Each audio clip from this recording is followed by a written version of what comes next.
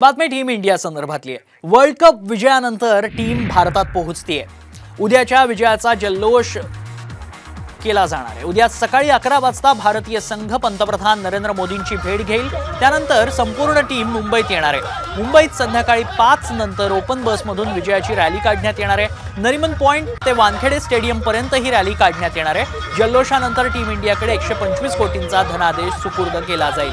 2007 साली भारताने world cup T20 world cup पहिल्यांदा जिंकला होता। त्यानंतरही ओपन बसमधनं अशाच पद्धतीचं सेलिब्रेशन करण्यात आलं होतं आणि तेव्हा देखील टीम मुंबईत आली होती।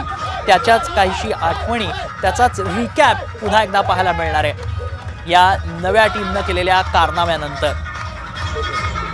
उद्याचा हा जल्लोष कार्यक्रम नेमका कसा असेल? टीम 6 वाजता दिल्लीत दाखल होणार आहे। सकाळी 11 वाजता पंतप्रधान मोदींच्या निवासस्थानी स्नेहभोजनाचा आस्वाद घेतला जाईल। दुपारी 2 वाजता भारतीय टीम मुंबईत दाखल होणार आहे आणि त्यानंतर 5 वाजता संध्याकाळी नरिमन पॉइंट ते वानखेडे स्टेडियम ओपन बसमधून रॅली असेल। वानखेडे स्टेडियमवर भारतीय संघाला 125 कोटींचा धनादेश दिला जाईल।